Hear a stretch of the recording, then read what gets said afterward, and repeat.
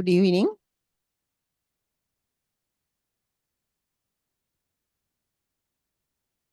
I hope I am audible to you all. Yes, madam. Good evening.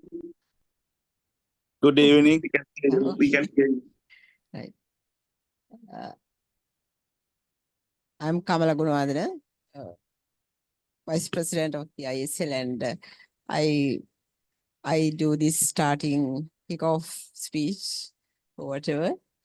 It's a great pride for me to do this opening remarks today and welcome you to this webinar this evening as a knowledge sharing session from the Civil Engineers Sectional Committee of the ISL.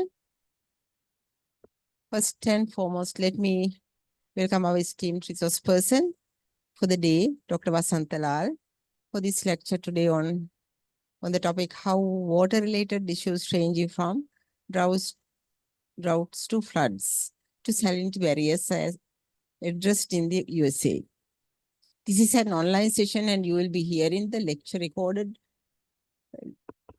by Dr. Vasantalal with timing for about an hour to avoid technical disturbances, and he will be there for you to clarify, and he's with the audience of the online. Yeah, he will clarify your concerns at the end of the recording. So I welcome our President, Professor Ranjit Disanayaka, immediate past President, Dr. Laksiri, and I think President-elect wanted to join, still I'm not sure, but with your busy schedules, I welcome our presidents and the participants online. I cannot do each and everyone by name, but I welcome everyone to this webinar. If I talk a little bit about this presentation proposes a policy-based approach for Sri Lankan water management, focusing on policy-based approaches that benefit citizens living in watersheds and aligning with watershed-based government agencies to serve urban, agricultural, and industrial communities contributing to the larger economy. The presentation will also compare a recent project in Sri Lanka to similar projects in USA to highlight the differences. Engineers have been highly regarded in Sri Lanka for many years, and it's time to take up that responsibility again for a better future. With that note, let me do the formal introduction of the resource person for today. M. Vasantalal completed his BSc Engineering degree from the Peradeniya campus in 1977, followed by his MEng from IIT Bangkok and his PhD from Clarkson University, USA. Both before and after completing his postgraduate degrees in water resources and hydraulics, he worked in Singapore and in Sri Lanka at CCB. While in CCB, he focused on hydrological studies related to the Mahaveli project. After obtaining his PhD, he taught hydraulics at Clarkson and worked as a research engineer in river hydraulics. Later, he was a principal engineer and chief engineer at the South Florida Water Management District in Florida, USA for 30 years. Currently, he is a lead engineer at the US Army Corps of Engineers in the Environmental and Water Division. His work in the past 30 years has mainly focused on understanding and developing computer models for complex hydraulic and hydrologic systems, including natural and urban systems with wetlands, hill slopes, and various other hydraulic features. I appreciate your acceptance, Dr. Vasantalal, to contribute here by sharing your knowledge in this area with our members of the ISL, especially touching on sanitary barriers and their functions compared with the US point of view. On behalf of the Chairman, Civil Engineering Sectional Committee, Engineer Mangal Silva, once again, I welcome every one of you to this webinar and hope you will fill up your basket with more take-home stuff from this lecture. Without further ado, I invite Dr. Vasantala to take over the platform. Thank you.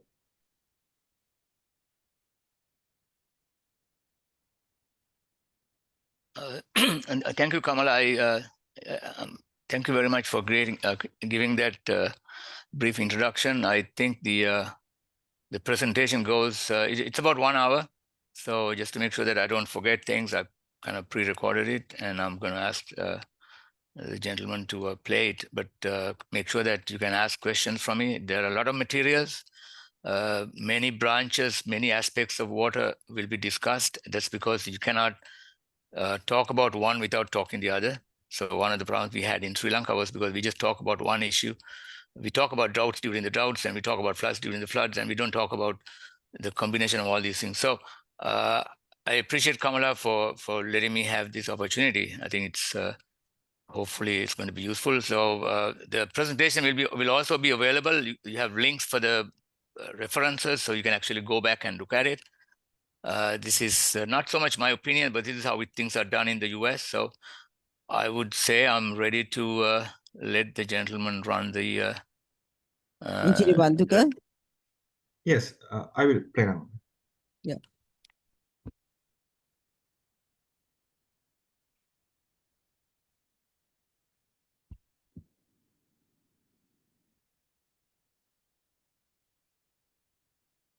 Members and office bearers of ISL, ladies and gentlemen, my name is Vasantalal.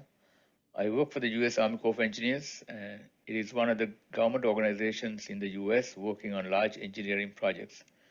I graduated from Peradeniya Engineering in 1977. The reason for my presentation has to do with what I saw about the discussions that take place about water projects in Sri Lanka during the past decade. I wanted to contribute to some of these discussions that are happening. I contacted Ms. Kamala Gunawardena through a batchmate of mine, Amru Veerasinghe. I have to thank both of them for arranging this opportunity. Before going to this discussion, I have to give credit to one of the uniquely Sri Lankan projects that I did not fail, when many of the other projects actually did not go through well during the last 75 years. This is the project where all the mothers try to educate their children, including my own mother, who spent more than half of her salary of 250 rupees as a teacher in 1959 to put me to school and educate me. To this day, many mothers in this country put so much effort to get their children educated, and I have my hats off to all those mothers. You may wonder why I'm bringing this up now. It is one of the few projects, as I said, in Sri Lanka that has been successful during the past 75 years. I'm planning to discuss in this presentation some of the water projects that made news headlines during the past decade. One of these projects is about the Salinity barrier in Nilwala River. I'll give my opinion about this project as a US-based engineer, and fortunately, I was able to see the ISL presentation on Nilwala Salinity barrier through a video, and some of the information presented here is based on that ISL presentation. I wanted to point out that many of the issues that I noticed in Sri Lanka have not much to do with a lack of technical knowledge or equations or the engineering itself. It's the lack of policy framework and a leadership not able to point out engineers to solve these problems. I'm giving examples from the US, where engineers have the responsibility to solve this problem for the people. The policy has to do with taking care of public safety, economic development, and the protection of resources. Even though I'm not a policy expert, I thought I could give a fair amount of information on what would benefit you through my experience in government organizations in the US. The presentation is mostly about how many of the water problems get resolved in the US through water policies. I'm sure that we can learn from these experiences and adopt some of these things as we go. I'm going to keep the link to the presentations on the front page of this presentation. So here's what you're going to get out of this presentation. I'm going to first review the Salinity Barrier project and give my comments on what is done and most of the things actually I like. Then I'm going to talk about the environmental awakening in 1970s in the US. which created the policies, policy principles, the federal laws, local laws, and organizational structures. So the reason for bringing this up is to show that if you had a set of policies that would fit into the Sri Lankan context, we would have avoided some of these issues in Nilwala. And one of the key parts of the water policies in the US is called the watershed protection programs that the local agencies, local river basins have to implement. And through those programs, actually, you avoid a fair amount of these water issues even before they actually happen on the ground. And then finally, I'm going to show where the salinity barrier issue fits into the whole scheme of things.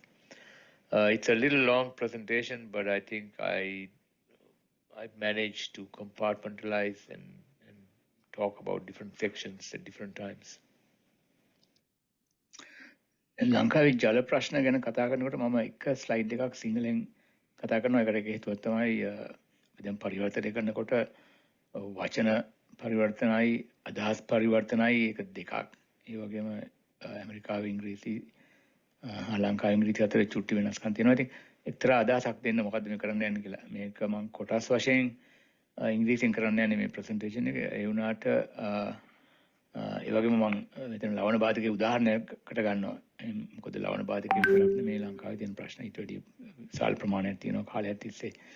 ඒවා ගැන සලකන්න නැතුව ඉඳලා මූලික වශයෙන් කියන්න තියෙන්නේ මේ ලංකාවේ ඇමරිකාවේ වෙච්ච මුල් ප්‍රබෝධයට හේතුව තමයි මහජනයා විසින්ම චෝදනා කළා අරගල කළා පරිසර ප්‍රතිපත්ති හදන්නයි කියලා 1970 ගණන් වල තිබිච්ච ඒ උනන්දුව තුලින් විශාල වෙනසක් ඇමරිකාවේ ඇති වුණා. ඒකේ වෙනස්කම් සෑහෙන ප්‍රමාණයක් ලෝකයේ හැමතැනමත් ඇති වුණා.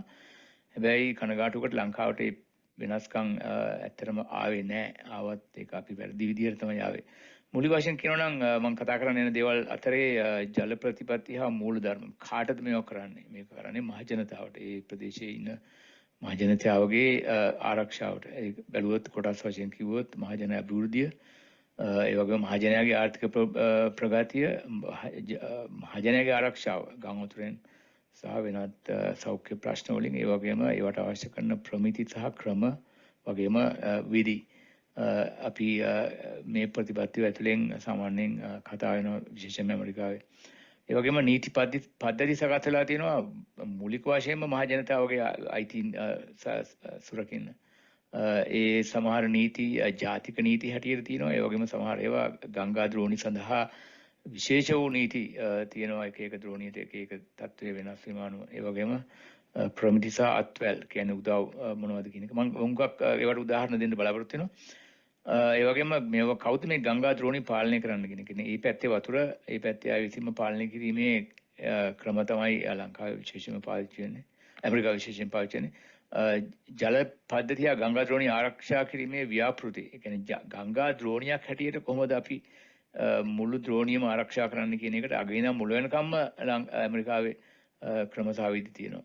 ඒ වගේ ඒ තුලින් මම පෙන්වන්න බලාපොරොත්තු වෙනවා කොහොමද ලවණ බාධකයේ මේකේ කොහොමද පුංචි කොටසක් වෙන්නේ කියලා. As I said, the first 10 slides I'm going to spend reviewing the IESL presentation on the salinity barrier. I watched the video and I saw the presentations. They were all very good by LHI, Irrigation Department, Water Supply Board, and others. And the first part of the presentation had the annual demand calculation, and it came down to about 5 million cubic meters for a year, and very easily available quantity of water in the watershed because of the high rainfall in the area.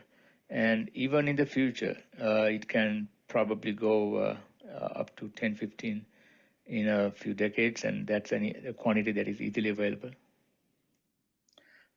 Type of studies carried out: a one-dimensional river flow profile using Mike 11 to understand the flood profile along the river.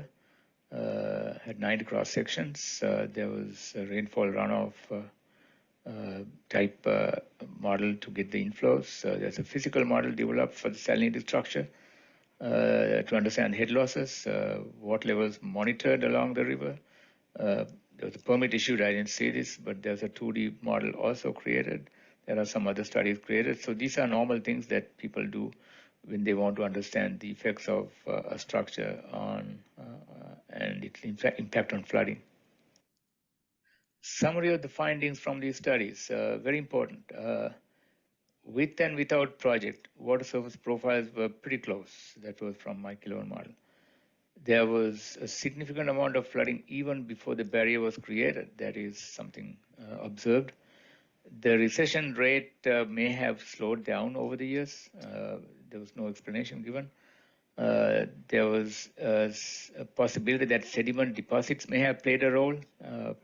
Many comments were made on that. The 1D river study may be inadequate. That was one of the comments. That's probably because there was overbank flow. So what comes into the river may not be exactly getting out through the mouth of the river. There are climate change effects that was noticed. There's a possibility that there may be more. And also an important observation that there were long periods of medium type rainfall, 40 millimeters every day for many days, day after day. And also get the feeling that upstream urbanization must have contributed to some of these changes, and the effect of salinity barrier itself can be a factor. It was interesting to notice that even though the salinity barrier was the main focus, there were many other issues that actually came into play. One was actually the flooding problem in Nilwala Basin. There were the farmers' needs, the water supply needs, and the drinking water needs for the Mathur area, and the drainage problems downstream of this. And you have the environmental pollution problems didn't show up much. But also something I noticed that this is not a Nilwala only problem. You have the same issue in Attanagalu, Kalani, Kaluk rivers, and the entire northwestern part of Sri Lanka actually has these issues. So this is the reason why I call this the straw that broke camel's back. I'm going to come to this point soon, but briefly, in a developed country, actually, you might have some of the following to solve these problems. Number one, the law requires a river basin-based water management agency to represent some of the stakeholders, including the people who are living there.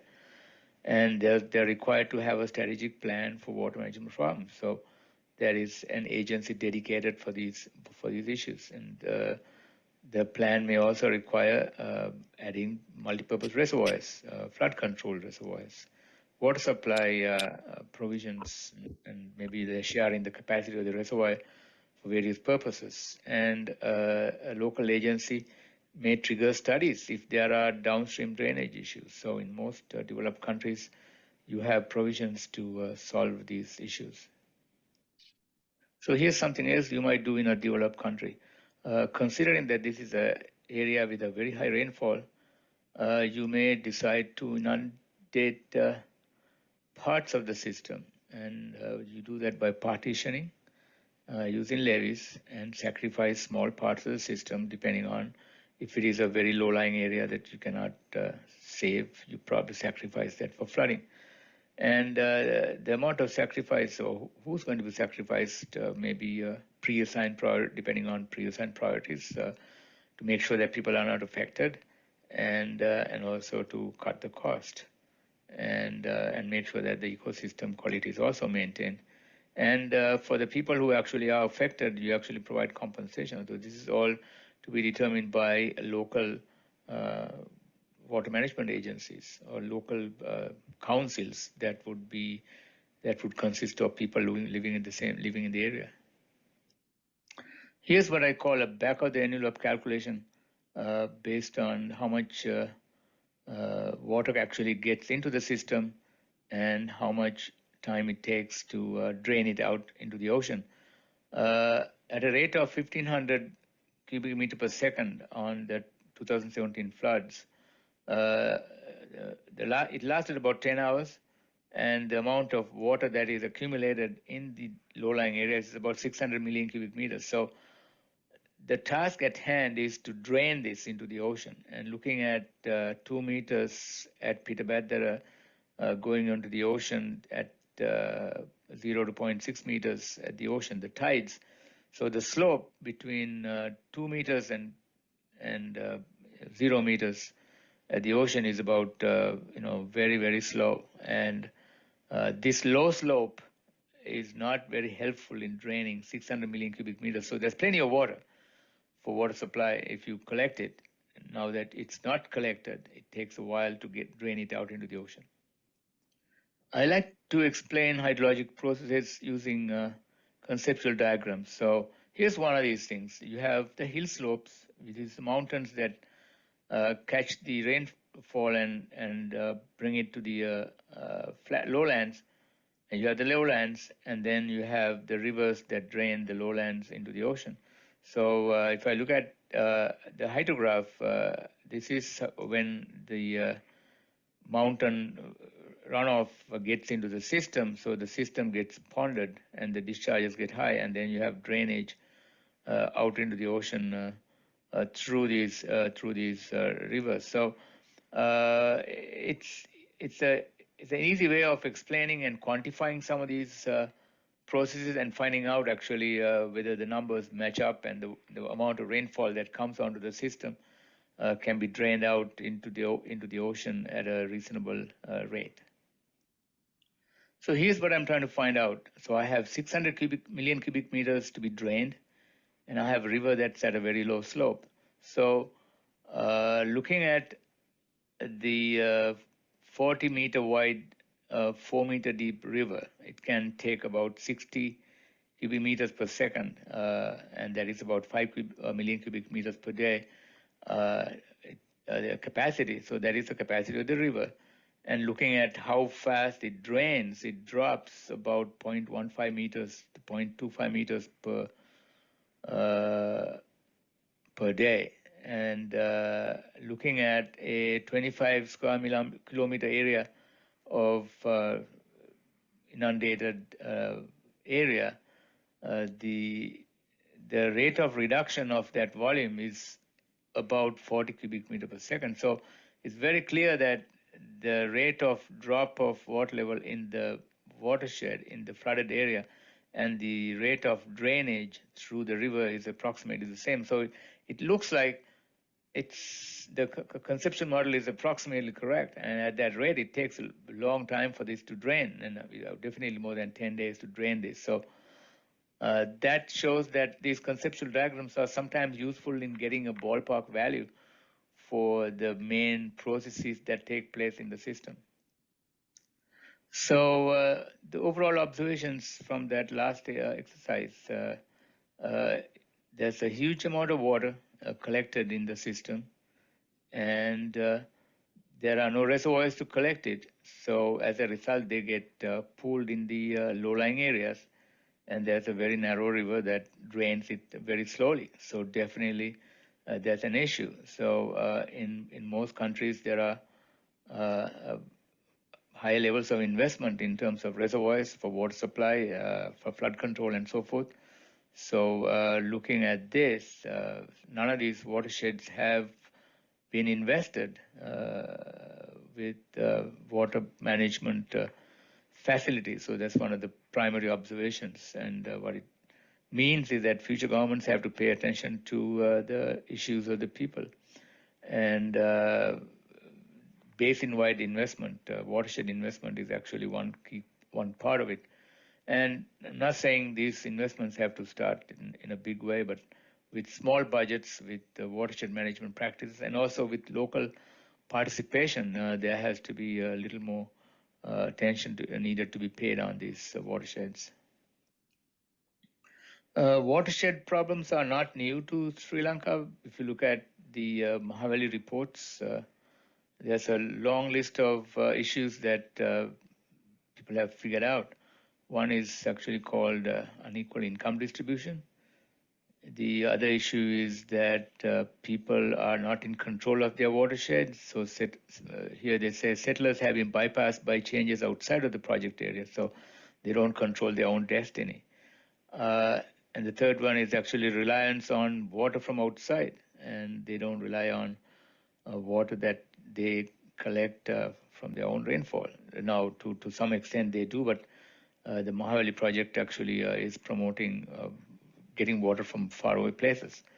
Poor local control and poor local representation. So that's, as I said, that is a key problem in these areas, just like in the Nilwala area. And the markets are also controlled by somebody else. Actually, this came from this report. And on top of that, you have kidney diseases and issues of elephants and wildlife not having protected areas for them to be managed. One thing I have to complain about the way we had in Sri Lanka is that engineers are not too closely connected with the policy making in Sri Lanka when compared with in the US. We have a very little representation in the political stream, and people don't realize that actually, just like medical professionals, engineers also contribute to the safety of the people and also saving lives. And that's something that we have not taken seriously. At the same time, in terms of ethics, engineers are legally bound to follow ethics. We have to take these ethics classes every 2 years to maintain the professional license. And as US government employees, we also have to take the other ethics classes related to the US government. So having engineers in the policy making and in public life, in politics, and also in the policy making is a very important part that we need to keep in mind. So the things that did not happen in Sri Lanka and prevented something like the Nilwala issue actually did happen in the US. And people label it the environmental era. And this happened because of people protesting and people actually making changes to the policies at the time. This happened in 1970s, so I'm going to briefly describe that. So one of the key voices to this environmental movement came from Rachel Carson. She wrote a book, and the book is called Silent Spring, and it was describing how quiet the environment was because all the insects and the birds and everything else in the part of the system is dead. So that created the environmental movement and started a whole chain of events that actually created creation of many water policies and policies related to the environment, because the environment and the water cannot be separated. And that was the beginning of the environmental movement. And in Sri Lanka, we have a counterpart personalities I'd like to bring up here. The environmental movement did not just change things in the environment. It also changed certain water policies that actually affected the environment. It created ideas about fair distribution of water and allocating water for the environmental sustenance. And that avoided issues like this, where people have to come in and battle with the government. One of the net effects of the environmental movement was the creation of policy-based solutions. And the policies were developed by people and the professionals, and it was developed for the people. It was developed for the economic prosperity of the people. It was developed for public safety and public health. It was developed for environmental protection. So these came about as a result of the environmental movement. So let's find out the meanings of some of these words. Policies. Policies are a set of principles to achieve a goal. So it's very important to point out that you have to achieve a certain goal. And what's a law? Law is a system of rules and principles enforced and created by the government. So the government is there to enforce it, and it is expected to have compliance when you actually achieve, when when you follow the law. And regulation is what you call a set of rules or requirements about how to implement law and policy. And what's also important is actually create a set of standards telling you what to expect in terms of policies, in terms of meeting policies. So the next question we are looking at is what are policies for? And there are three main reasons. Policies are for resource protection, for economic development, which is a public service, and also for public safety. And resource protection, so you have to protect the water and the environment for the benefit of the people. And in the case of Nilwala, you cannot allow people to pollute it because people actually have to drink it downstream. Economic development, people have to farm, people have to have use for industry and drinking all at the same time. So there has to be a local group of people who decide how much is to be shared among each of these beneficial users. The other one is for public safety. So there has to be rules to, at least there should be policies for flood control so people's lives are protected and people actually don't have to go through severe hardship just because of flooding. I have two more slides on policy and why I talk about policy so much. People wanted a system. People wanted a system change. So policies actually make systems. So let me briefly describe the principles of policy. The policies have to be committed to a specific level of environmental performance. So you should tell what you're going to achieve, and it should be something that can be measured, and it should have quality and quantity objectives in terms of performance. So there should be planning and a strategy to achieve these commitments, and that's part of the policy principles. There should be an organizational structure to execute the strategy. So that's what you call this basin type organization. So these policies can be created nationally, but they should be implemented on a basin-wide basis. Finally, there should be an implementation program to actually implement these policies. So in the case of Nilwala, for example, you can say that your flood levels not reaching high numbers, so that those values can be considered as committing to a specific level of performance. The water quality has to be better than a certain number, so those numbers should be specified, and they should be goals for the basin authority, and there should be a way to implement it. How are we going to do that, and what are the methods you're going to employ to get those numbers? And the organizational structure should have the authority to actually go and create those requirements. And that organization has to be a locally created organization where people actually know what they do, and people are very close to the ground and very close to where they actually operate the policies. I want to show you here that there's a big difference in the way policies are created and implemented in Sri Lanka. So on the left-hand side, I like to show kind of the way things happen in Sri Lanka. So in Sri Lanka, most of the politicians and civil service people actually create policies, and they create for, we don't know what purpose, sometimes questionable purposes, sometimes for good purposes. So at the end of the day, the engineers actually keep implementing these policies, and engineers most of the time don't have too much of a hand in creating the policies. But in the case of the US, actually, people request for policies, and lawyers, politicians, and engineers all together create policies actually. And where I mentioned actually they are to benefit the local people, and then comes implementation or enforcement of these policies. Actually, there are independent government agencies, mostly elected, and these elections cannot be postponed like in Sri Lanka. So they create these people, they create the councils actually to run these organizations, and they actually take care of the local issues very quickly. And of course, at the end of the day, engineers implement these policies on the ground. I have a list of federal laws here from the US.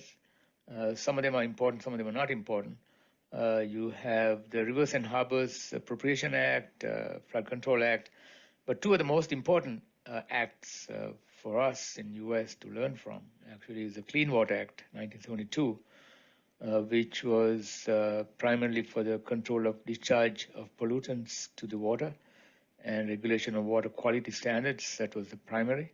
And for flood control point of view, Water Resource Development Act 86 and follow-up, that is primarily for flood control standards. So in terms of water quality, watershed protection, they all came from this. The flood control came from that. There are other laws that may not be relevant for us, but you can clearly see that some of them are for economic development, for Rivers and Harbors Act, either that or public safety, water resources protection, water quality, public safety. So there's always a public purpose when it comes to creating these federal laws. The next few slides are about federal laws for public safety. When I say public safety, it can be for flood control or can be public health. The primary acts created in 1970s and 80s. One of the most important federal laws in the US is for public safety, and it's called Section 408. It's a law pertaining to the altering of existing river or a project, and it came out of the Flood Control Act of 1970. And what it says is that you just cannot go and change an existing river. So the permission for such a alteration actually depends on the purpose, the list of design standards, and you need to have a study of hydraulic and hydrologic impacts and have to go through an independent peer review. So this is one of the projects, one of the laws that is relevant for the Nilwala project, and there should have been a permit for altering an existing river system. So for a federal permit for altering an existing river, we call it a 401, Section 401 permit. You have to provide the following. You have to find out the changes in inflow through a study, changes in flow velocities in the river, changes in water surface profile along the river, and the distribution of flow. You have to consider the impacts on energy dissipation in the system. You have to find the impacts on hydropower system, sedimentation, and a scour analysis and sediment transport analysis, upstream and downstream impacts because of the alteration. And here they mention about HEC-RAS model runs, which is a government managed hydrologic model. You have to do a water control management plan to make sure that the existing biological conditions are not altered. You have to make sure the water quality is not altered. You have to make sure that it has no impacts on existing government facilities. Some of these are in this link. You can read. So these are the components of a study that you're required to do before altering an existing river system. Some of these things actually apply to Sri Lanka as well. Here I'm going to describe one of the most impactful clauses from the Water Resources Development Act of 2000, and it's called Savings Clause. What it tells you is that actually the public has to be protected from public projects during a study process. So the Savings Clause tells you that you have to protect the public from adverse changes from a project, and the conditions should not be worse after the project when compared with before the project. So it's a very critical part of the project. For example, the amount of water people had for agriculture, irrigation has to be same or not less than what you had before when a project is completed. Here's an example of a violation of the Savings Clause from a US point of view. This is a photograph of the Gampaha Hospital during flooding. And what the clause says is that you cannot have a government project impacting public services or public property because of the project from what I understand, this was a result of a riverway being obstructed during a highway construction project. Multipurpose reservoirs have become a key part of flood mitigation strategies, especially in the US. Most of the reservoirs actually have a flood control component, meaning a certain capacity of the reservoir is kept reserved for storing some of the stormwater discharges. This is a small part of a table that has thousands of reservoirs, all managed or partly managed by the U.S. Army Corps of Engineers. And one thing I want to point out is that these are multipurpose reservoirs, so you have recreation, water quality, irrigation, groundwater management, flood control. But one thing interesting is that flood control is a component of most of these reservoirs. As you see, you got the letter F in many of those things. And so there's a mandated reservoir capacity that is supposed to be left for flood control purposes by law.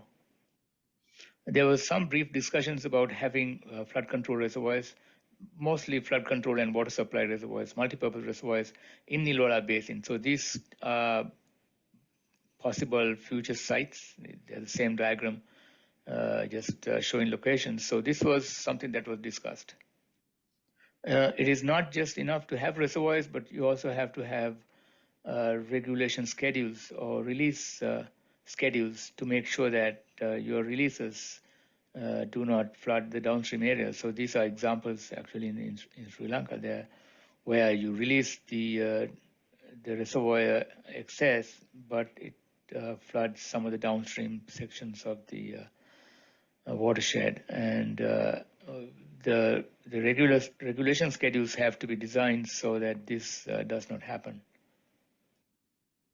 And here's an example of a reservoir regulation schedule or a rule curve for reservoirs, and you have x-axis the month, and y-axis either the capacity or the reservoir elevation, water level. And you can see the flood control storage is marked here. So meaning during the rainy season, you have to provide this capacity for storing the floods. And you have the remaining capacities available for, it can be irrigation, it can be water supply, and so forth. And you also have what you call the cutback. So if there is a huge demand and you don't have so much of water, you have percentage cutbacks depending on how much is the demand and how much of water is left. So these predetermined schedules are very important when managing the reservoir system. Not just have to have a reservoir for multipurpose purposes, multipurpose reasons, but also a plan as to how you deliver the water when there's a demand, and also when there's a storm, how do you handle it. So this is the flood control storage on the top, the reservoir, and then various irrigation demands and everything else.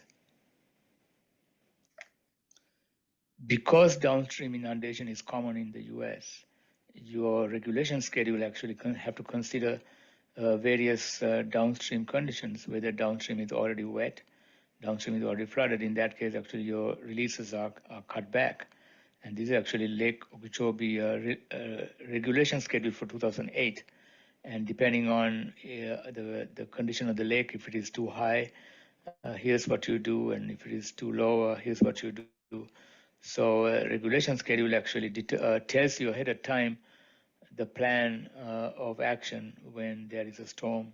And the upstream and downstream conditions are both important to make sure there's protection for the people living in there, and also the agricultural fields and farms.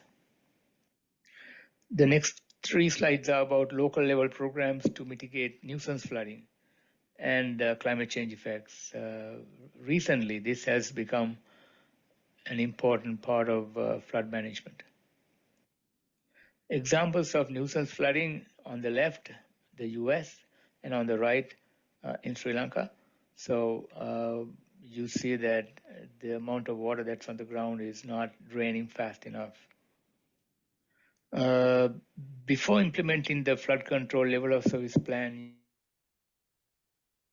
you need to find ways to measure these effects, and they are called performance measures. So here's a list of performance measures that are used currently. Maximum stage in the primary canals, maximum daily discharge capacity through primary canals. So an indication of how fast you can drain this flood away. The third is the structure flow performance, how well the structure is passing these discharges despite sea level rise effects. Peak storm runoff, what's a runoff peak? Frequency of flooding and the duration of flooding. So that's also one of the things actually that was discussed during Nilwala River. So the performance measures actually help you to set up policies that would target benefits for the people who live in these areas. I would say the most impactful water law in the US is the Clean Water Act of 1972.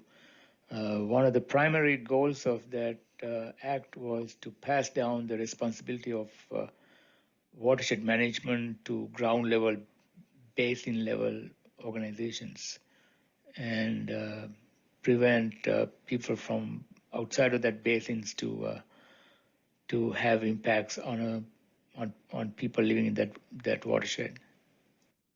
The Clean Water Act did three very important things. Number one, it banned discharge of pollutants to rivers without a permit. It's called MPDES permit. That permit was determined to make sure that the integrity of the entire river is not in jeopardy. And it also created water quality standards, so we know exactly what should not be exceeded by the release of effluents. And one of the very key ideas was to create this thing called regional water management authorities or water management districts. And the local level watershed management was passed on to these agencies. And the other important thing actually is to create what you call the stormwater management program for these watersheds at a watershed level. So these are all important things. So even in Nilwala River, the dumping of pollutants into the rivers is one you need to control, and local control of the water system is important, and also practices of stormwater management. Good practices have to be established. So all three are important, especially the last one to prevent erosion and sedimentation in the system. Among one of the most important ideas of the Clean Water Act is the idea that watershed management has to take place with flood control, water supply, water quality, and ecosystem all as considered as a part of the same system. You cannot take these things separately and manage the system. So that was a very important conclusion of this act.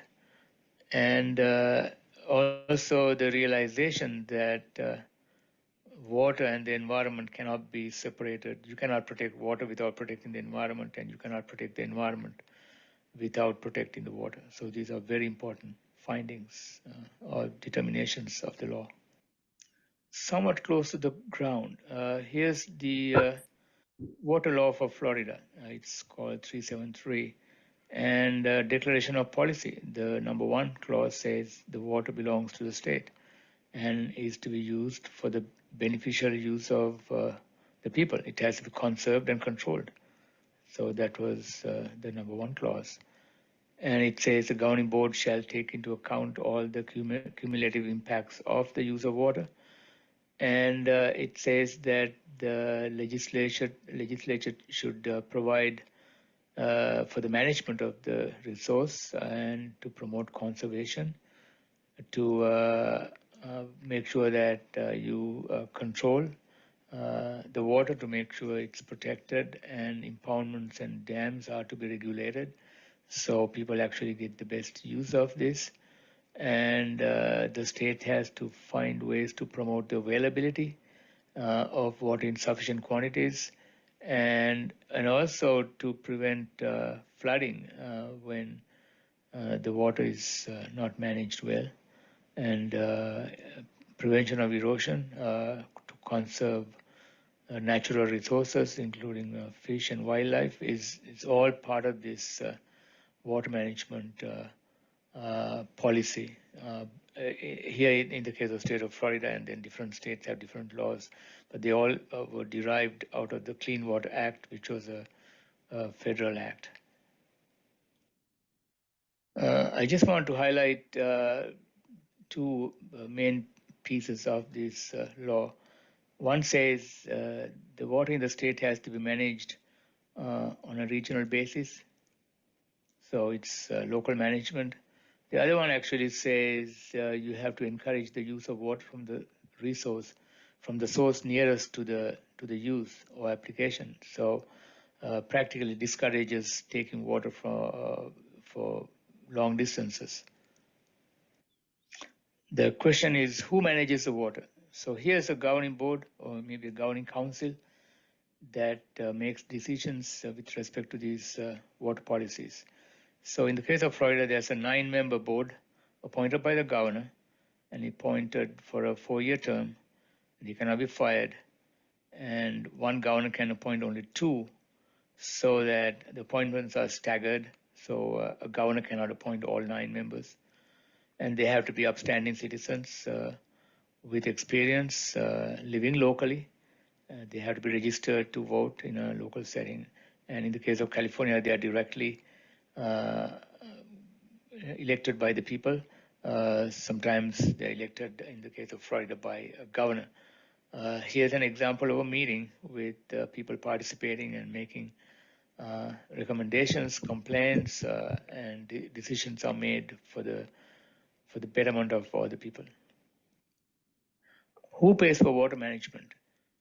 The water management agencies are locally taxed, and the rate of taxation is about 0.3 to 0.4 per 1,000 units of property value.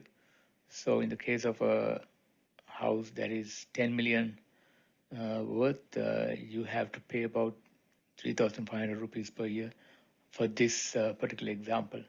And the tax rate cannot be increased or decreased. I don't believe they decrease mostly. Cannot increase by more than 5% per year. And these, if they are elected, these elections cannot be postponed. They are held every 4 years. Funding for water management agencies come from permits, taxes, fines, and there's a little money earned through public education. You have design manuals, they're open to public.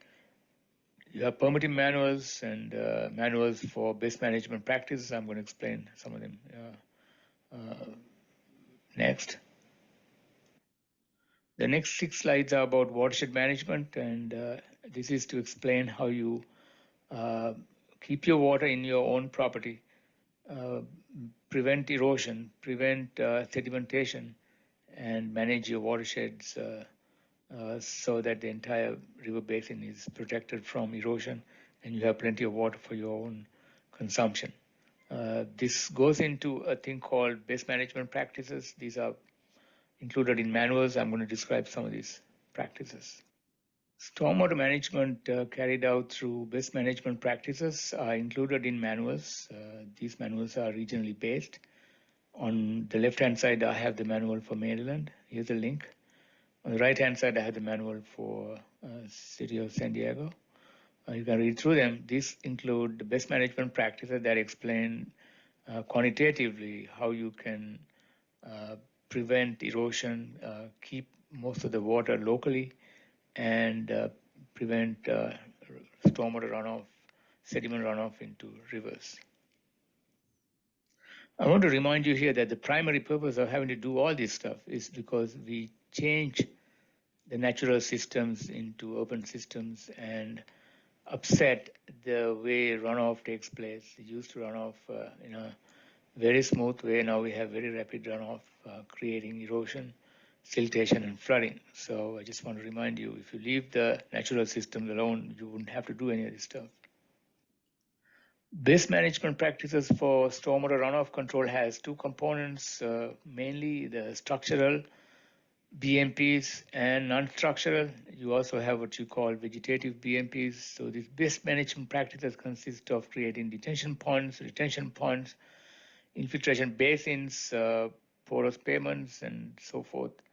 For vegetative based management practices, you have landscaping, grass swales, and so forth. I'm going to describe some of these briefly.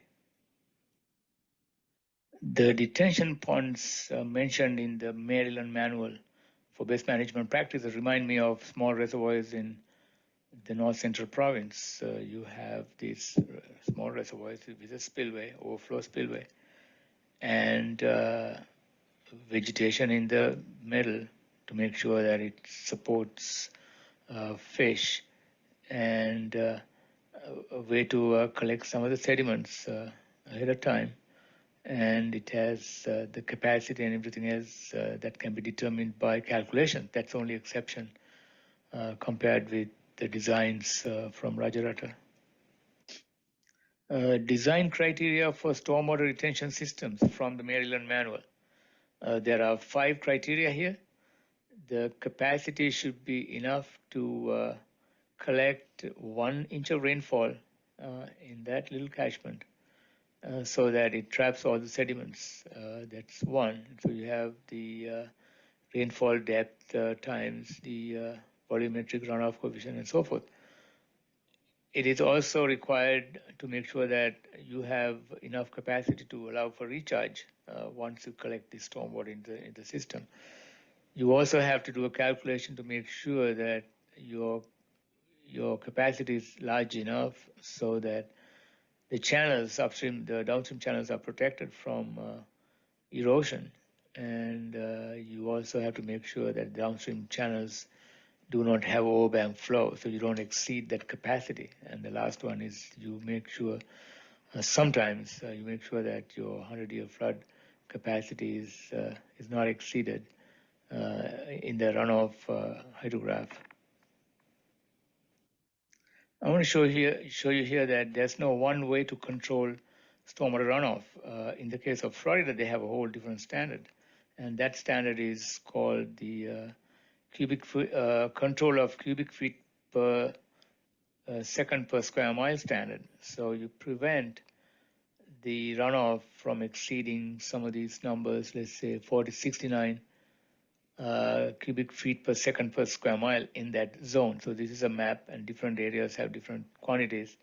So you control your runoff through these standards. So there's no one unique standard, and it depends on the location.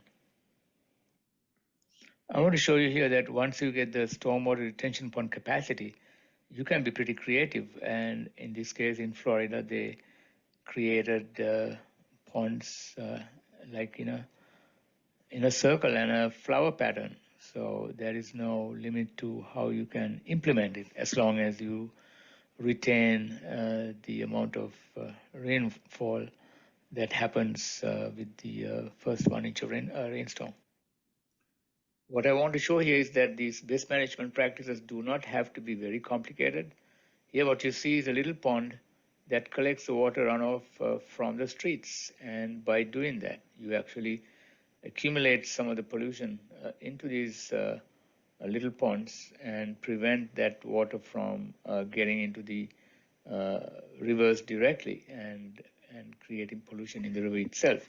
So the entire conversation is based on the fact that little things like that can be connected to water policy, and either through permits or through incentives, you can actually tie people to these obligations. And even in the case of Nilwala basin, in the upstream areas, these are practices that people should be getting into. And by doing that, actually, you keep the river clean. And as a whole system, it connects the entire river basin population into one common goal. The water allocation part of water policies are important only in the dry zone, but it is good to have these handy and actually think about it. It is hard to believe that Sri Lanka has water shortage issues. If you look at even the dry zones, you have over 1,000 millimeters per year. whereas in the wet zones of the US, you have thousands of millimeters per year. In the dry zones, you have 20, 30, 40 millimeters per year. So Sri Lanka is a wet country. Water allocation issues have started to show up in Sri Lanka because we don't have a whole lot of ways of storing water. Historically, the approach people used was you get the water from the river, the quantity that you wanted, and let the remaining water go down. But what's commonly used in the West Coast is actually appropriations.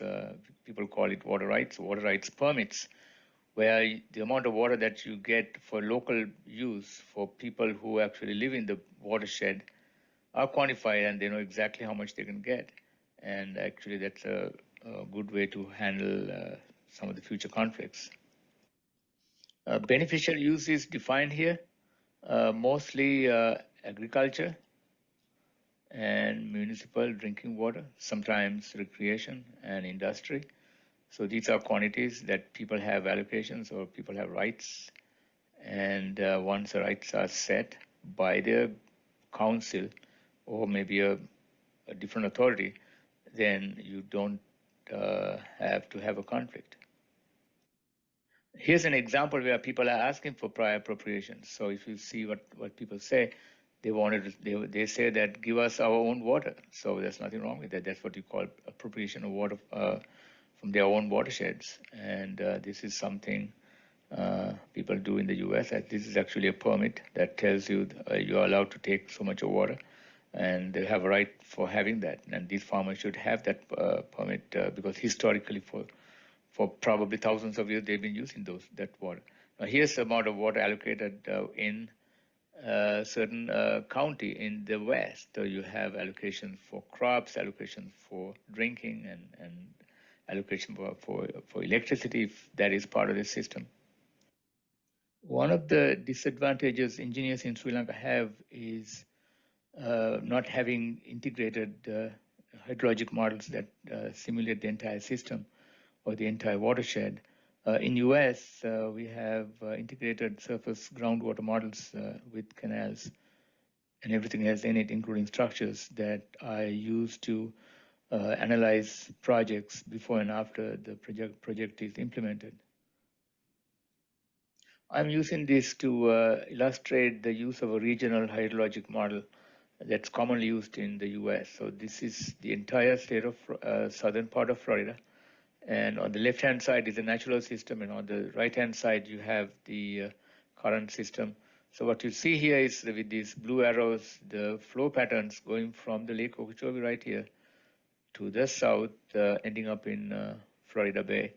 Whereas in the current system, you have agricultural areas, you have conservation areas, you have various treatment areas here, and part of the natural system. So these models are very useful in understanding what happens to a natural system when you implement various agricultural and urban practices. Because I was one of the developers, I was able to apply the same model to Colombo. What you have here is Panipitia and the Parliament Lake right here. So you can see the surface water flow patterns going through Kimbulavela, the rice fields, and entering the Parliament Lake. So these models are very useful in understanding flow patterns, surface and groundwater behaviors in complex systems. One of the reasons for bringing up the Colombo watershed, the Metro Colombo watershed, is similarity to the Nilwala watershed. Here's the discharges. These are discharge hydrograph with time in days.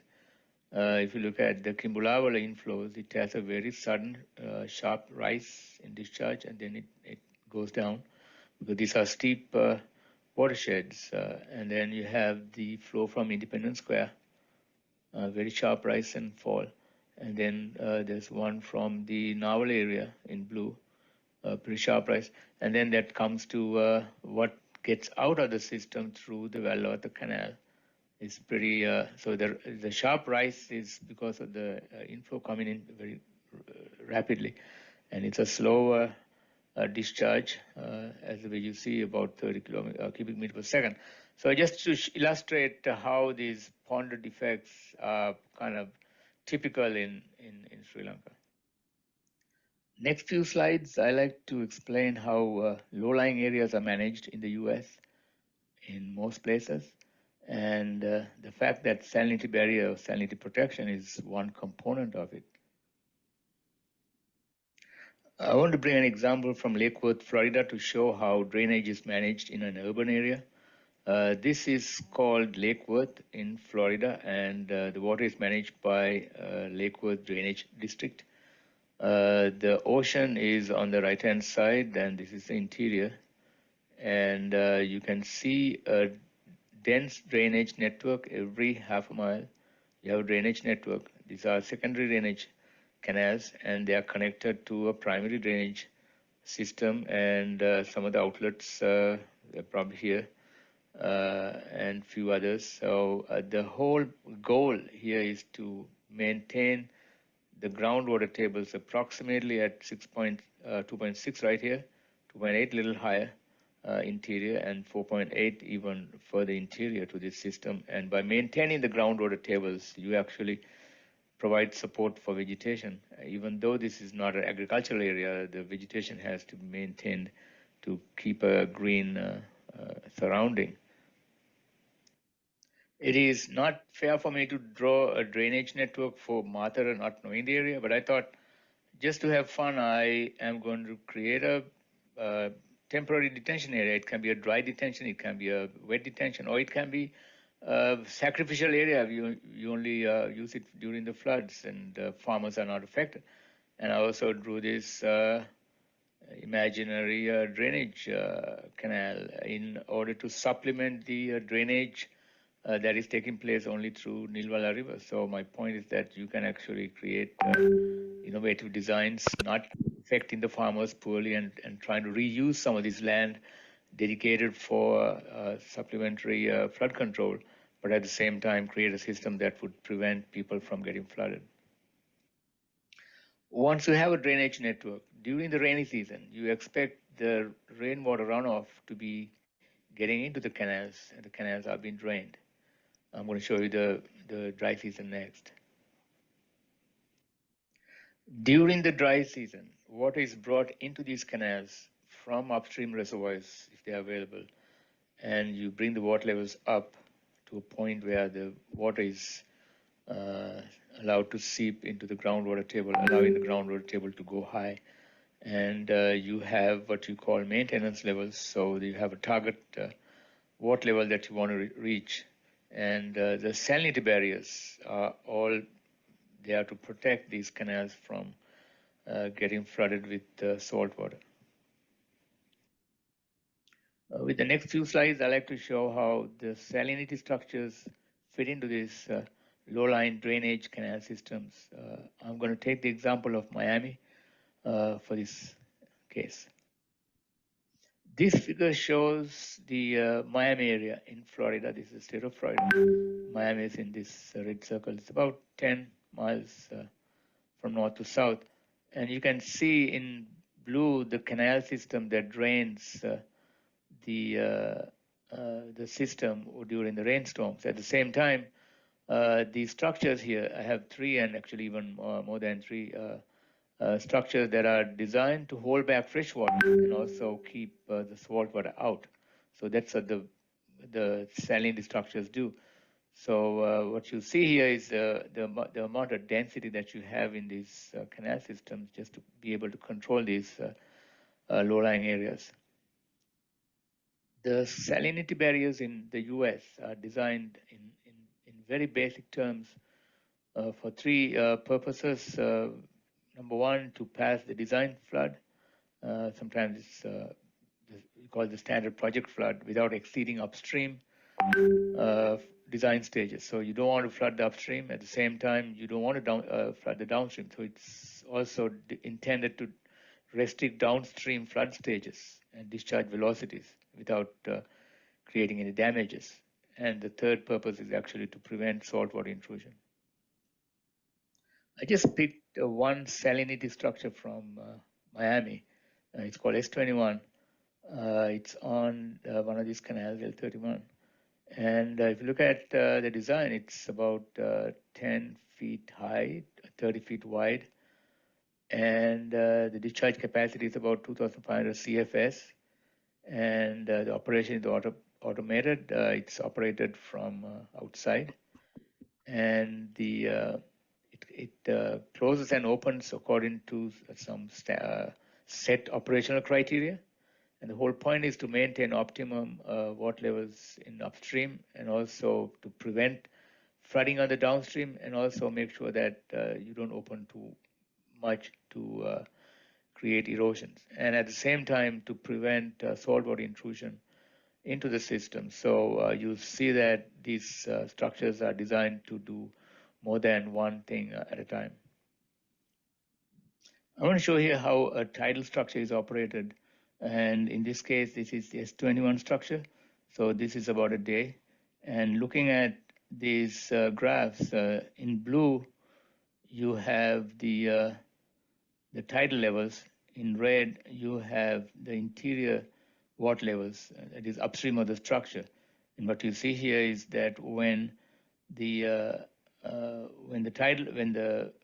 interior of the water level is higher than the tidal levels, the gates are open. This is in the green, and the discharge in black is showing how much water is released. At the same time, when the tides are higher, in this case, than the interior water levels, the gates are closed. So you see the gates are closed here, and the discharge is zero. So you only allow the water to be released when the tides are low. I want to say that this is a very long story. I try to say it very briefly. And in my opinion, river basins should be managed locally. And I think the ideas were flying around for a long time. And they are subject to national standards and should be managed with government support.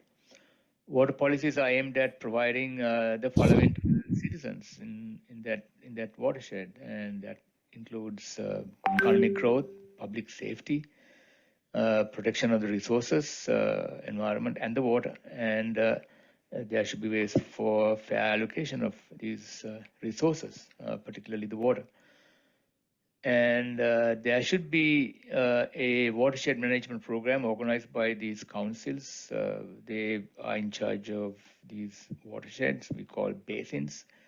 And their goal should be preventing flooding, erosion, pollution, and so forth. And without these local management of these watersheds, I can see many issues coming up in the future.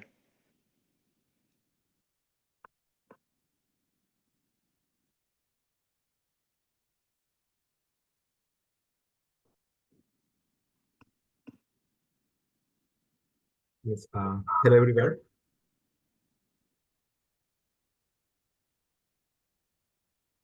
I think if you have any questions, you can unmute yourselves and ask your questions. Or you can put your questions to the chat box.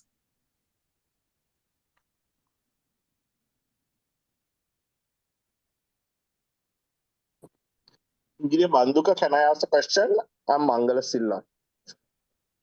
Yeah, go ahead.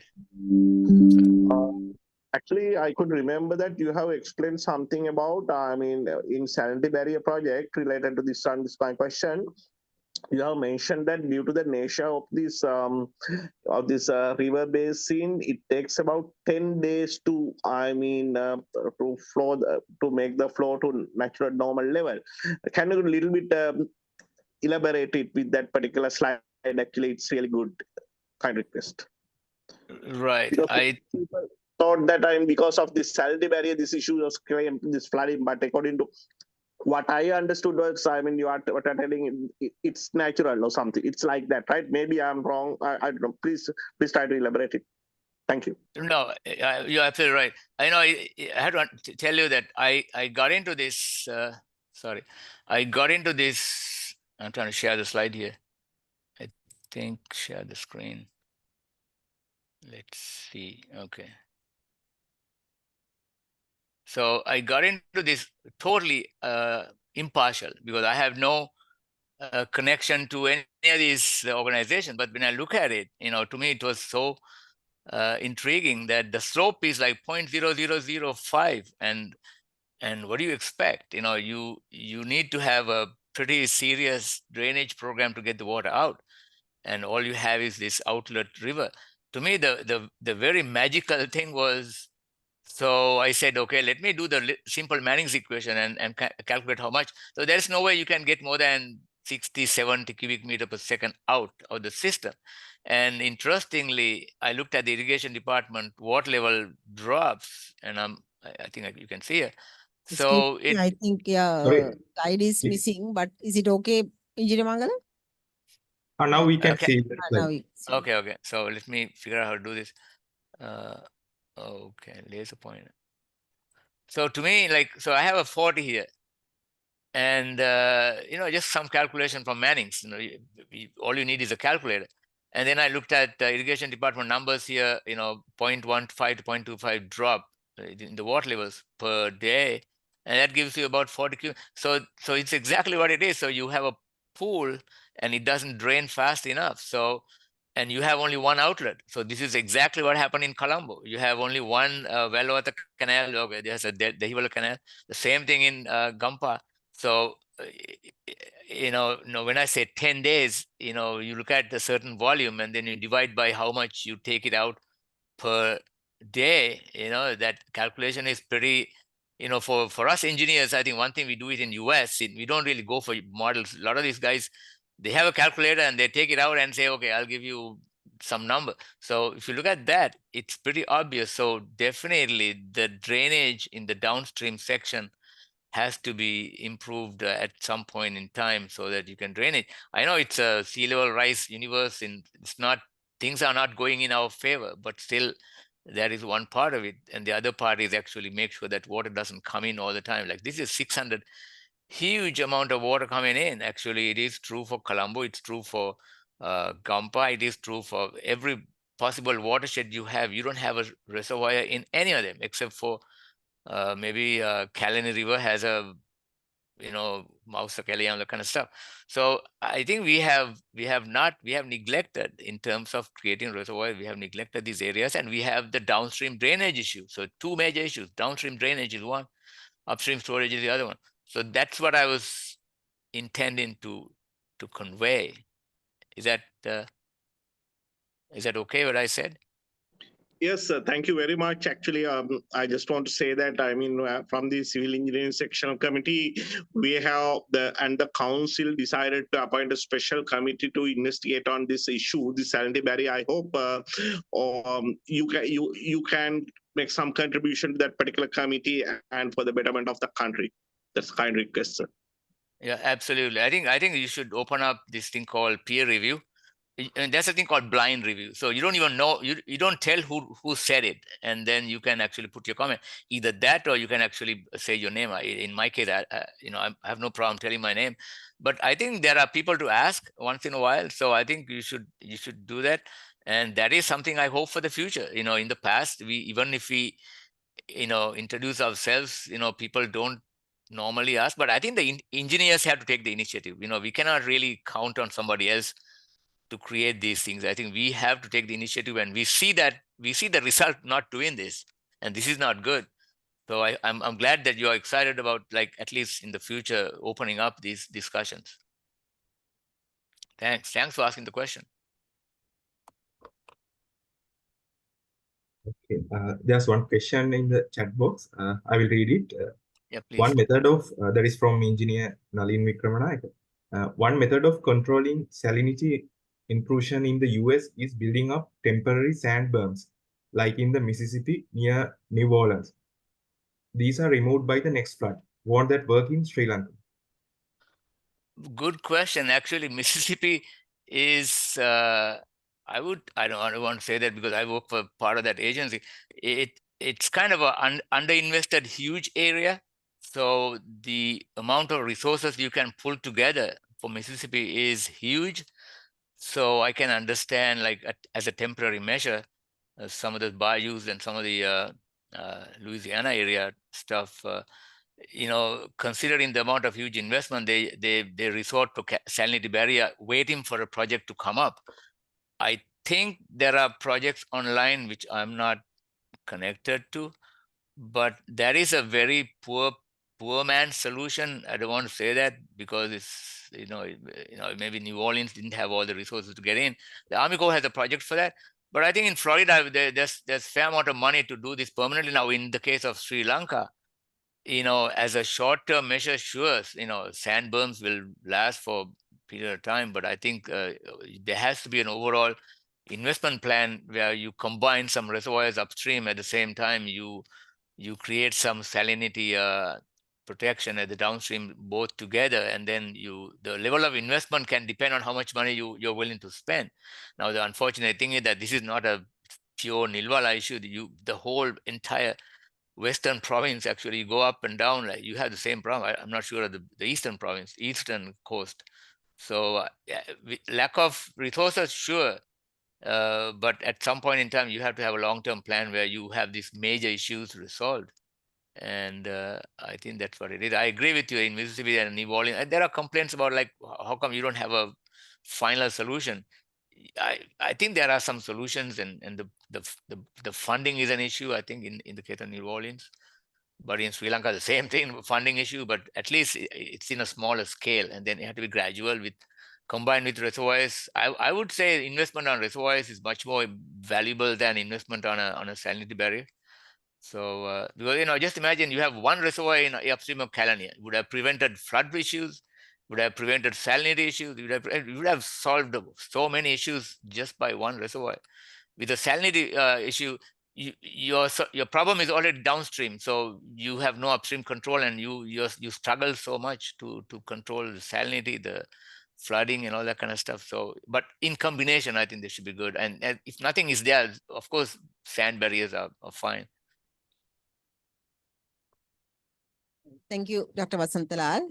I think it's a very, very informative and very useful, and actually it was a very,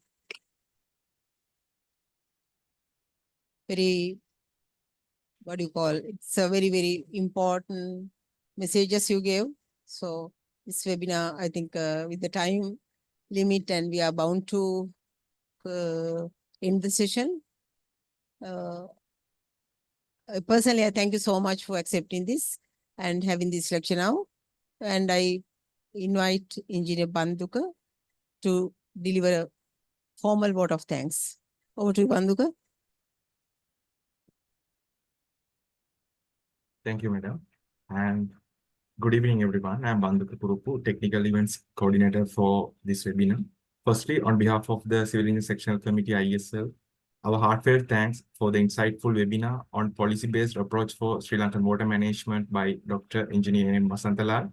And the webinar served as a significant platform for professionals and enthusiasts to deepen their understanding of the challenges and opportunities surrounding water management. The comprehensive discussion on adopting a policy-based approach has undoubtedly sparked thoughtful consideration and strategic planning within our community, with fine examples and comparisons from the USA. Thank you very much, sir, for sharing your knowledge, experience, and expertise with our engineering community. It was really informative and interesting. And also, as Engineer Mangala Silva mentioned, we are very happy if you can contribute to that committee on salinity barrier. And thank you very much.